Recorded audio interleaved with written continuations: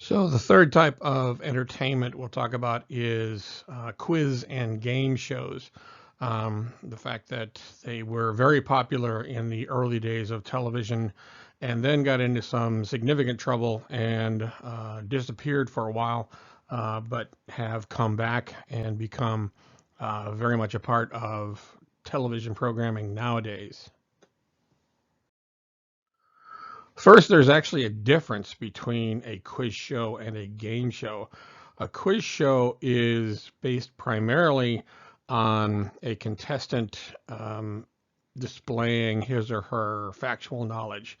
It might be considered trivia knowledge, having an understanding, being asked questions related to history or something like that, and then displaying that um, those factual knowledge. Whereas game shows are based primarily on some sort of physical performance or gambling. There have been lots of shows that something you may throw some dice, or you may have cards, or probably the best example nowadays is Survivor. Survivor is a game show, and it's a game show because the winner at the end of the season actually gets money. And during the during the program has to perform certain physical tasks. Um, and so it is definitely considered a game show. Like a lot of the programming on television, game shows and quiz shows had their beginnings in radio. There were several radio quiz shows and game shows. Information Please was one, Winner Take All.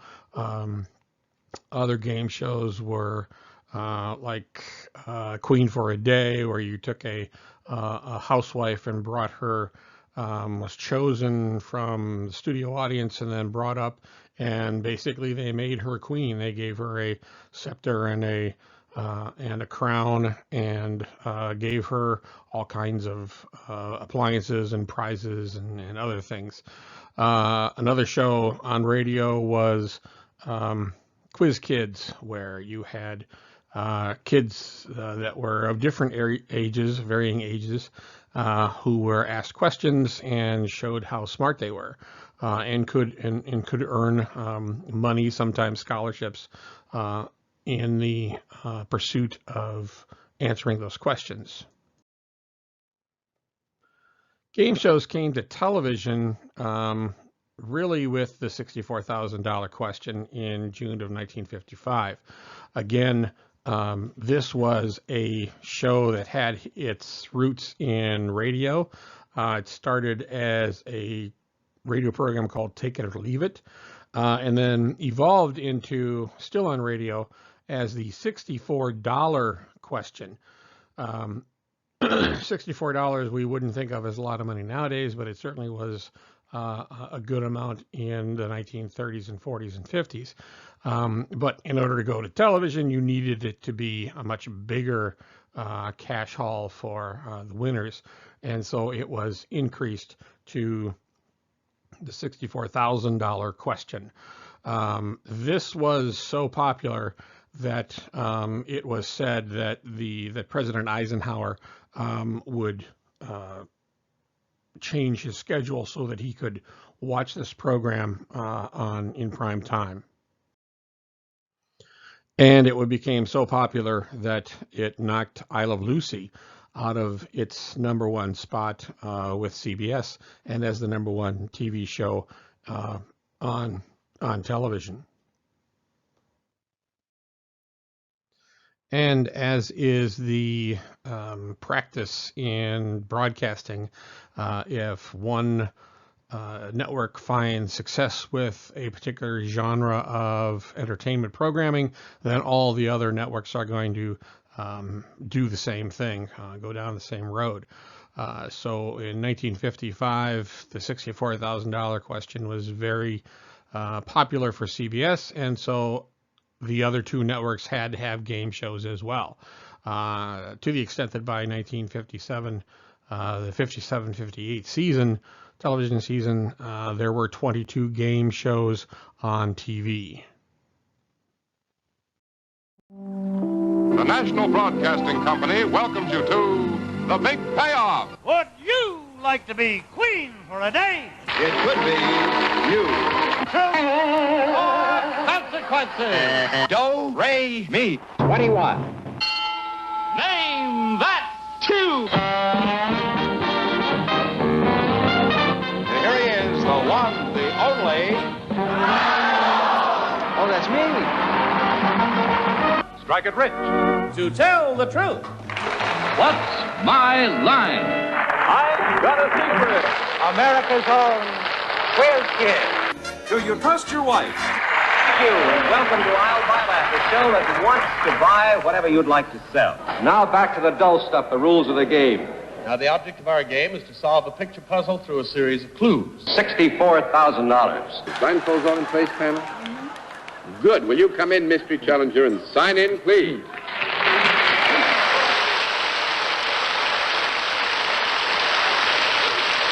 Are you a movie star? I'm quite sure. Well, sir, I just don't know. Oh, yeah. Have you ever been in television? I'll take a wild guess at this. Are you Bing Crosby? The last joke there, of course, is that Bob Hope and Bing Crosby are well-known comedians who had this very friendly rivalry of continually insulting each other. They made a number of movies together, what were called the road movies, and for Bob Hope to be guessed as being Bing Crosby was a big laugh for the audience. You could also see that there were a number of celebrities who appeared as contestants or as guests or mystery guests on the game shows. Again, much like the comedy variety, if a program was popular, a celebrity who wanted to get his or her name out there would appear on that program in some capacity to either entertain the audience or to be a contestant of some sort. And again, it was because these game shows were so popular, these people would wind up on the shows themselves. So the question becomes, why is it that game shows became so popular? Not so much so popular, but there were so many of them. And the reasons are relatively simple. First off, the reasons that these game shows and quiz shows wind up on network television is because they are popular. As I've said, if one network finds success with a particular type of show, then all the other networks are going to copy that and usually find success as well until the airwaves become so saturated that it's hard to differentiate between them, and eventually they become viewers find other things to be interested in. But they were also relatively inexpensive to produce. Unlike the anthology dramas, unlike dramas or sitcoms, you didn't need to pay expensive actors, you didn't need expensive sets, you didn't need expensive wardrobes and makeup artists. You really didn't need writers. You needed writers to write some of the banter copy, but you didn't need to write out an entire dramatic play or a comedic play. So the overall expense of a game show, a quiz show, was relatively low. You just needed some prize money, or you needed some prizes that could be donated by businesses. And then they would have they'd have their logo on the screen for that particular product that they that the contestant has just won. So game shows were popular, and they were inexpensive. This is why networks and producers found them very appealing. And as game shows became popular, there were people who basically became personalities related to game shows. They became relatively well known because of their appearances on game shows. One is up on the right corner here, John Glenn. You may or may not know that John Glenn was the first American to orbit the Earth, and so he made his name known that way. One of the first Mercury 7 astronauts. Joyce Brothers had a doctorate in psychology, and she was on a game show, answering and winning money, answering questions related to boxing. She became really kind of a stalwart guest on things like talk shows and other game shows. And that's really kind of how she started her television career. Patty Duke was a child star in the theater and eventually had her own TV show. She won an Academy Award for playing Helen Keller in the movie The Miracle Worker, which is a biography of Helen Keller's life.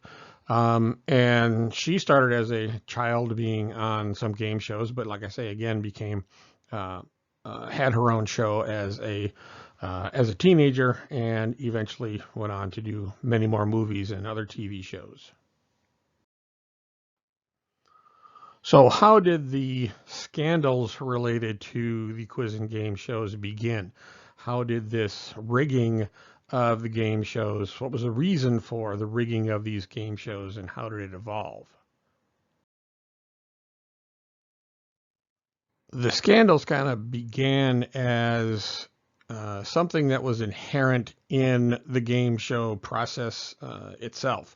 That is that contestants who won would stay on the game show until they lost. Every week, a contestant, a reigning champion, if you will, would come back and would face challengers.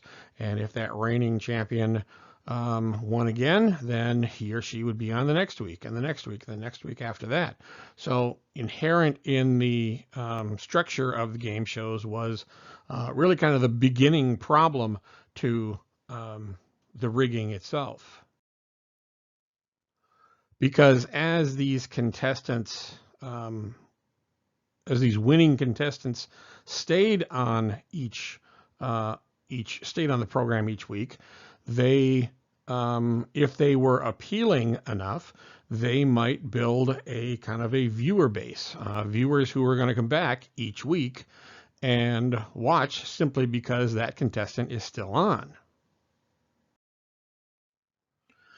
And then what this creates for the producers, for the sponsors, is a consistent audience. So if this very popular contestant stays on the game show or quiz show, each week that he or she is on is going to have a relatively solid audience that's going to stay with the game show as long as that contestant stays on the program.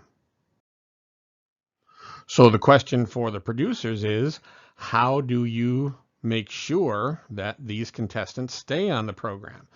If the quiz or game show is honest, the contestants are on there simply because of their skill or of their knowledge. On the other hand,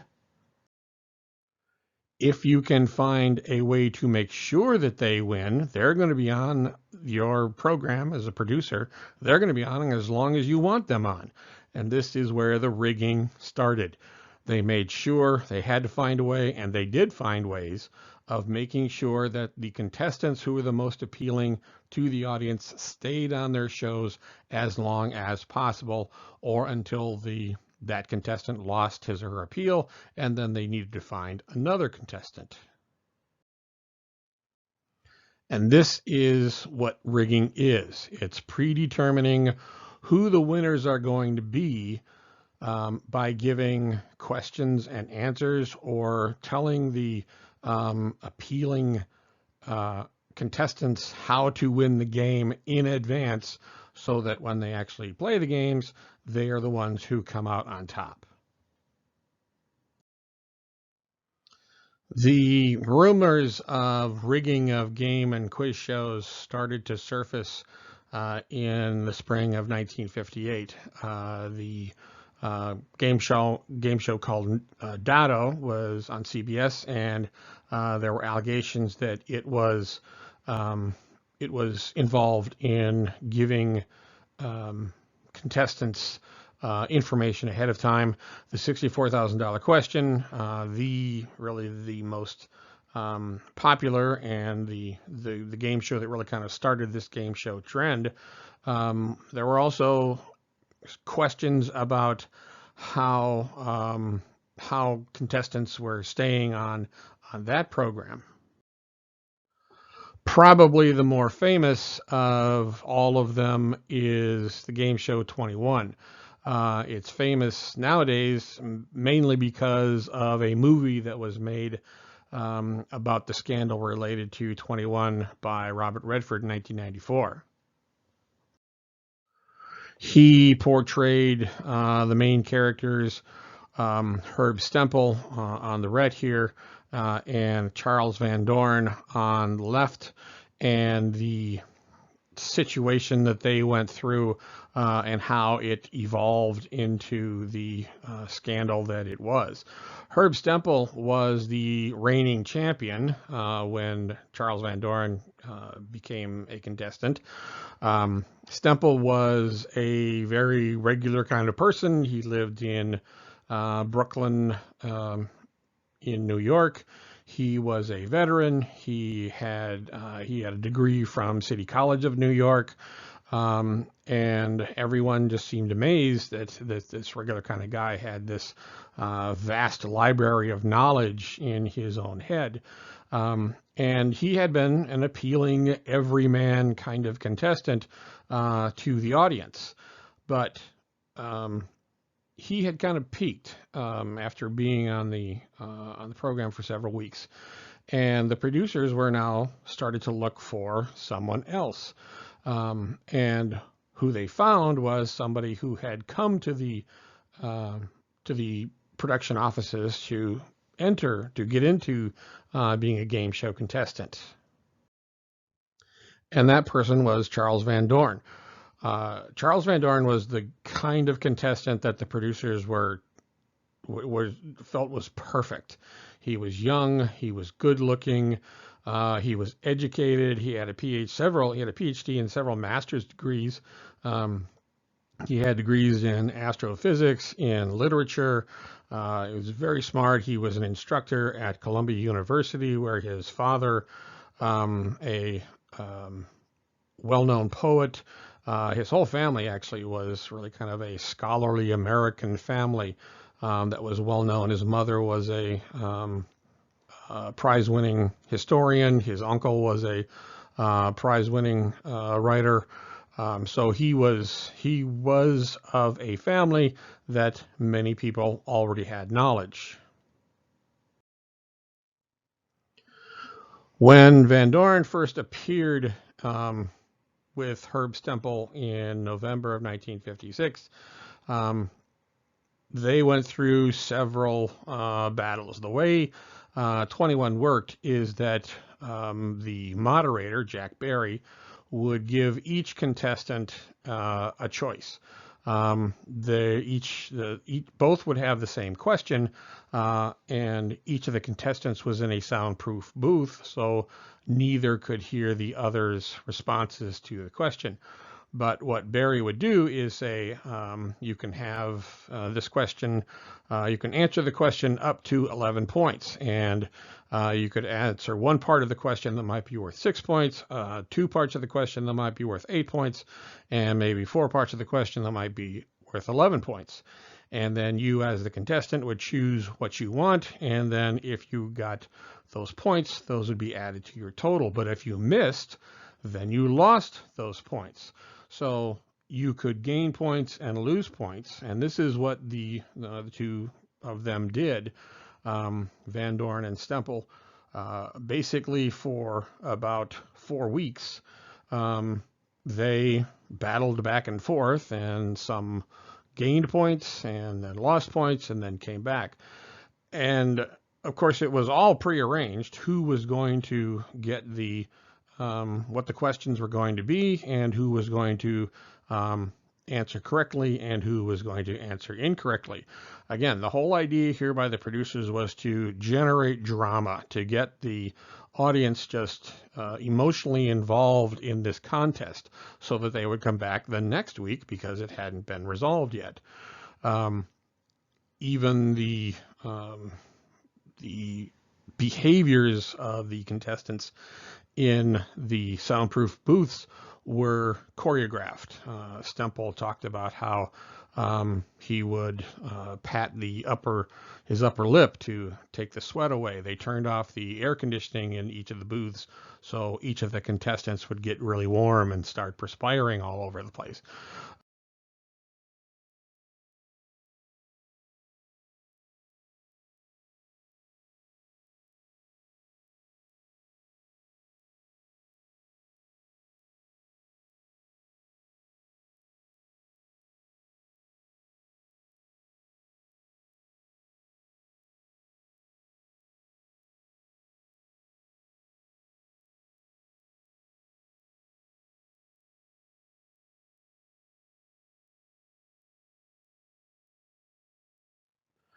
The final contest came on December 5th of 1956.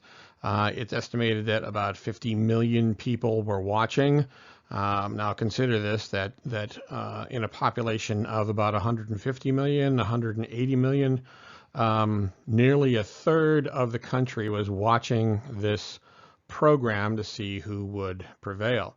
Of course, it had been determined ahead of time that Van Dorn would win. And that he would be the new reigning champion. Listen to the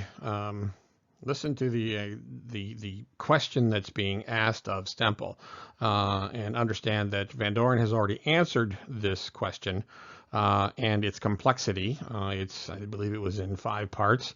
And I mean, this will give you a sense of how hard these questions were, and yet, you know, the viewing public didn't really think about how hard these questions were, and that they could potentially be getting the answer, that the contestants could potentially be getting the answer. But this is really the drama of the last meeting between Stempel and Van Dorn. Well, he divorced his friend. Did he behead Catherine Howard? He did. You've got 18 points.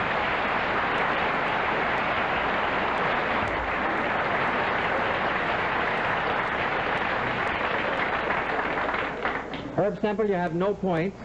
The category is Kings, K-I-N-G-S. How many points do you want from 1 to 11? I'll try 10. I beg your pardon? 10. 10 points. It is well known that some of Henry VIII's 6 wives fared better than others. He divorced his first wife, Catherine of Aragon, married his 6th, Catherine Parr, just a few years before he died. Name the 2nd, 3rd, 4th, and 5th wives of Henry VIII and describe their fates. 2nd, 3rd, 4th, and 5th? Right. And describe their fates. Anne Boleyn was the 2nd. Right. Jane Seymour the 3rd. That is right.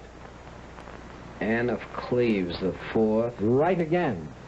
And Catherine Howard was the 5th. You're right. You've got all the names. Now, can you describe their fates? Well, they all died.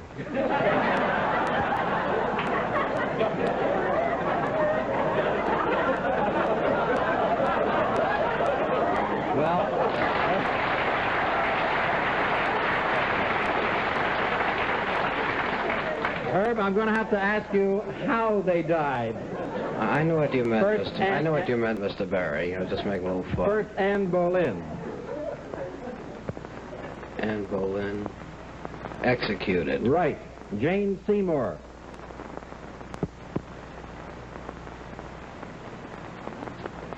I'm not sure about her. You want to go on to Anne of Cleves? Yes. All right. Anne of Cleves. Divorced. Right. Catherine Howard. Catherine Howard. Executed. Right, and finally, back to Jane Seymour.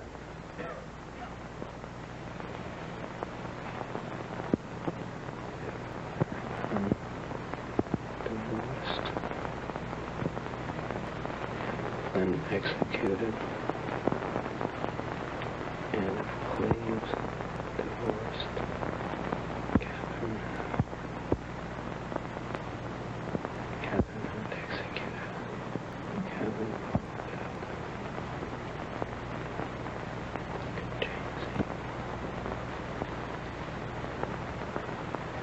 died in childbirth. You're right. You have 10 points.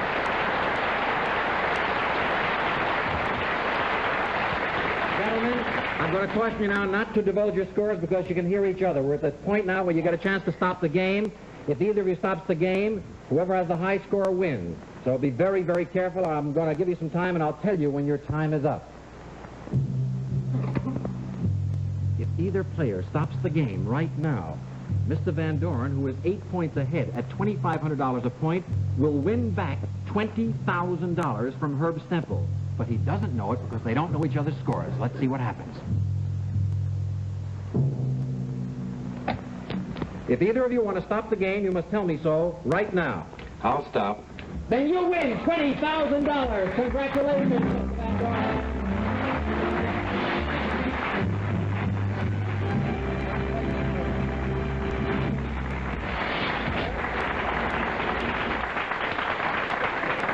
You deserve congratulations, and while I'm saying that, I want to say, by golly, you've had a tremendous run here. Herb, you had $69,500 when you started. You lost $29,000. You're still going home with $49,500, which is a big sum. Herb, in the few brief moments we have, what are you going to do with the dough? Well, Mr. Barry, this all came so suddenly.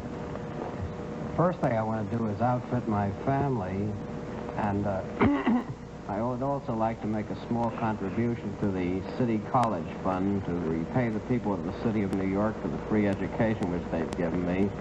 And then I'm going to guard the rest of my money, put it in the bank, and I would also like to thank you and the members of your staff for all the kindness and the courtesy which you've extended to me. Herb, I want to say one thing. We may have a lot of contestants in the future, but I doubt that anybody will ever display the knowledge, the fighting spirit, and the courage that you have in this program. We, your friends, all the students at CCNY, I'm certain are just as proud of you as we are, and deservedly so. And thank you for being a wonderful contestant. Herb Stempel, ladies and gentlemen, nice night.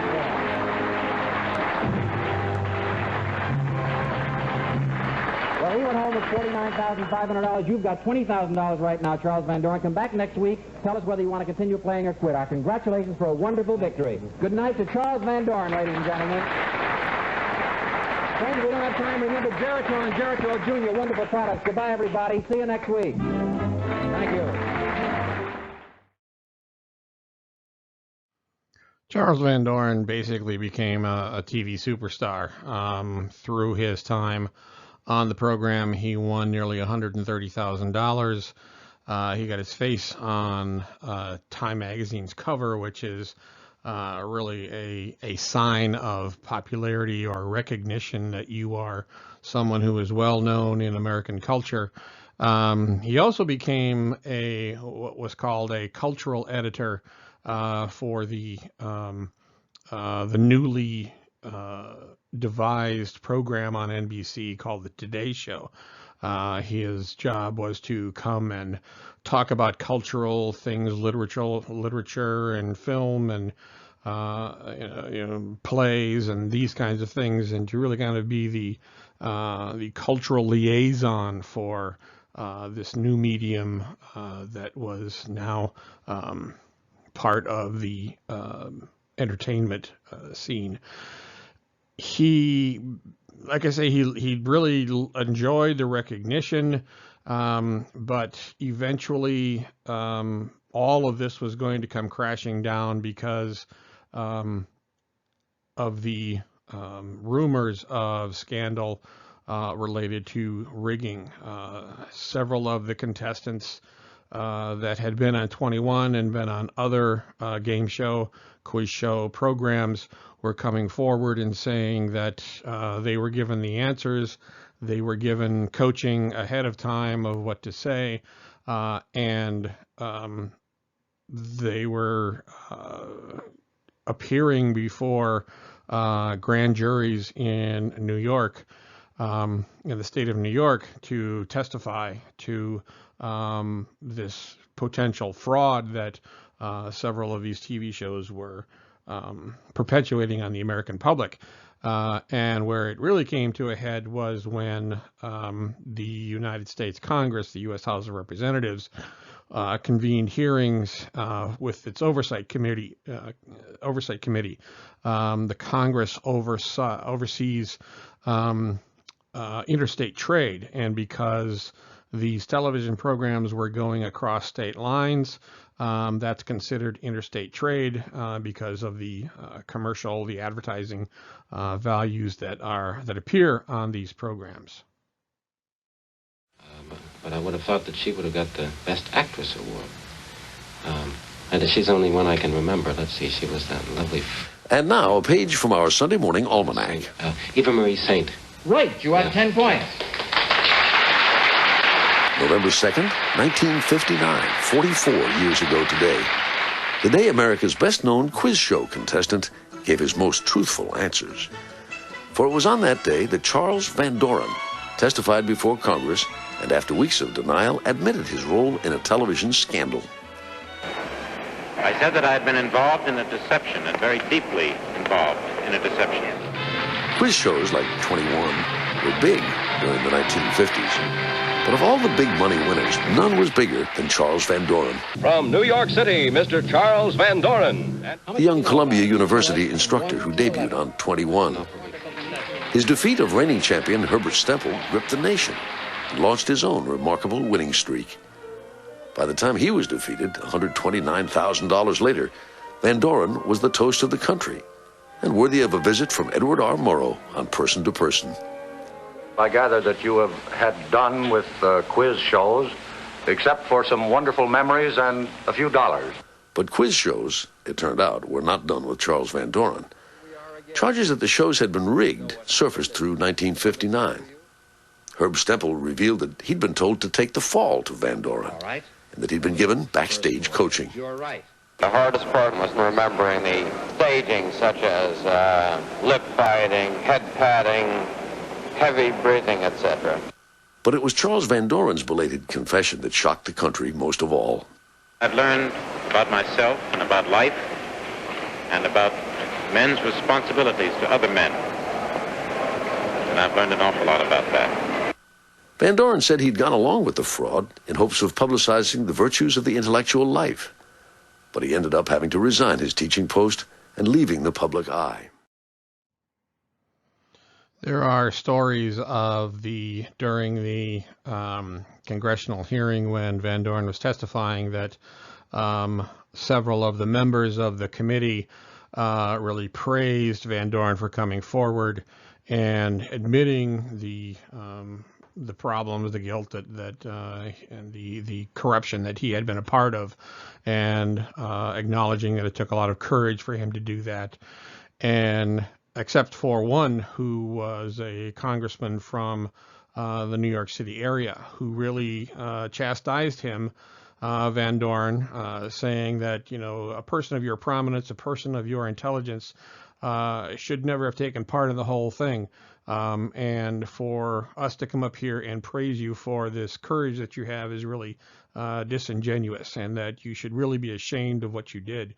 And the report is that the crowd who was watching the hearing actually applauded the congressman for really kind of chastising Van Doren and his part in the whole thing. What came out of this was consequences related to the law, to television and the networks, and really Van Doren himself. Legally, as I mentioned, the New York state of New York convened a grand jury to investigate what was going on, and eventually the House Oversight Committee held hearings and gathered testimony, not only from Van Doren, but from the TV program producers, from the contestants, from the sponsors, from the heads of the networks, and really the idea was to gain information of how they could address this legislatively. And what they came up with was some amendments to the Communications Act of 1960.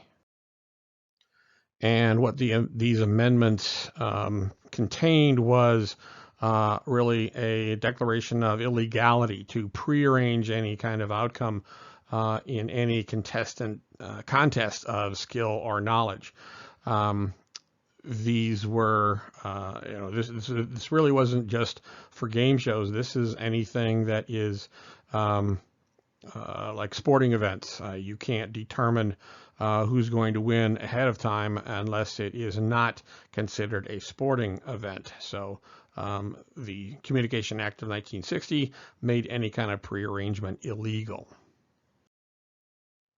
It also required that networks and stations had become involved in having their own local kinds of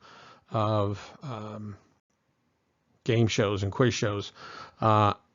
Both networks and stations had to air a disclaimer at the end of each program telling the audience where the money, the winning money, or any sort of consideration, in other words, any kind of prizes, where they came from. Who was it coming from a sponsor? Was it coming from manufacturers who were doing it for advertising? Where did the money or where did any of the prizes come from? And this is required from any sort of game show or any sort of quiz show. Even today, you can still see a quiz show that may be giving away washing machines or boats or trips or cash, anything like that. Will have a statement at the end of the credits that say all cash and consideration prizes come from this particular source. There was even there's a program that used to be on Comedy Central called Win Ben Stein's Money. Ben Stein was a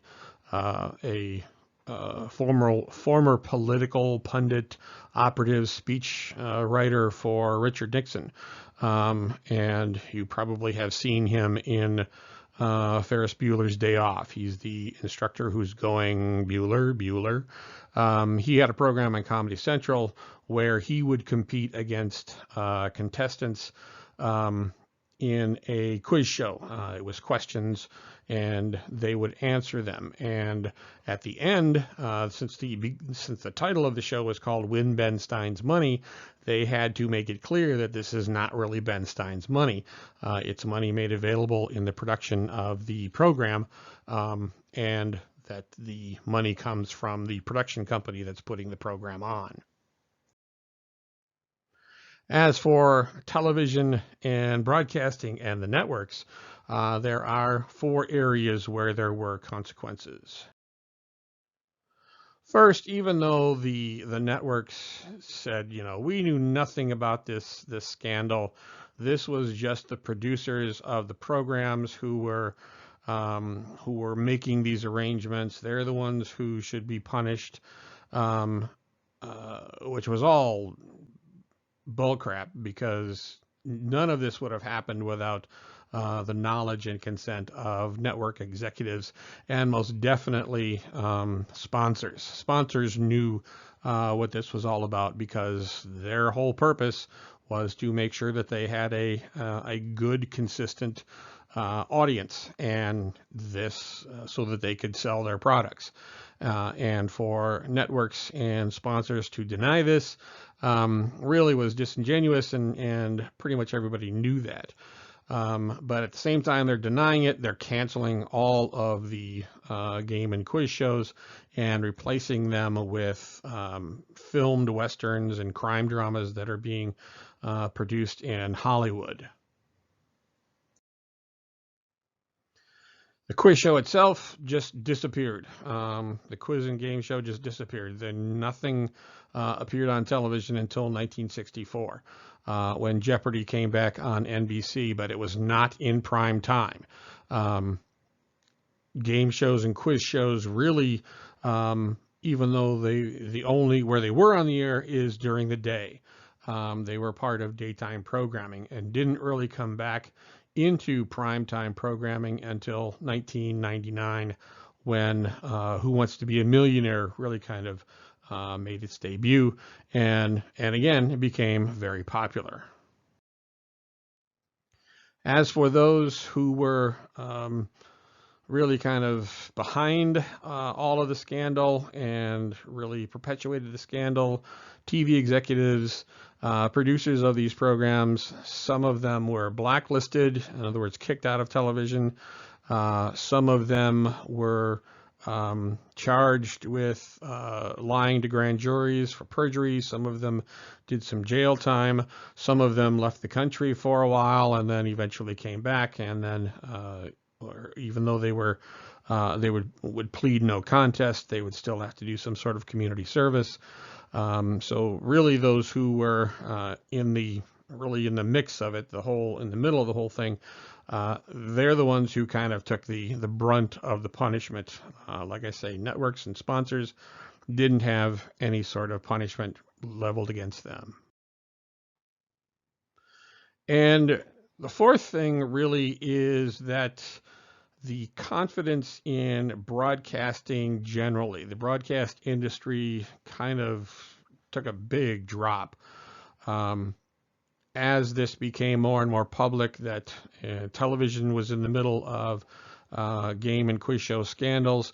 This was basically at the same time when radio was going through payola scandals.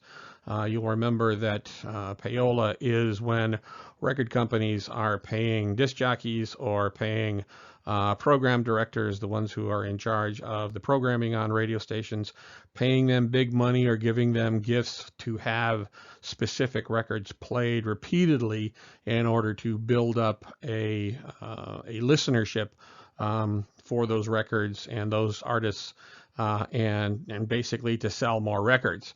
And so the government has really kind of stepped in both of these situations and made this kind of activity illegal, both payola and the rigging scandals.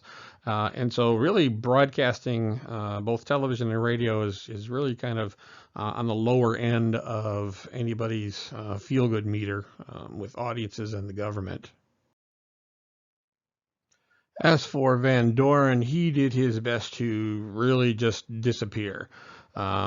As we've heard, he made, after months of denying that he had anything to do with the scandals, he testified before the House committee that he had taken, he had been given the answers and had really been an integral part of the scandal related to the 21 show. Of course, he was asked very strenuously to resign from his teaching post at Columbia University.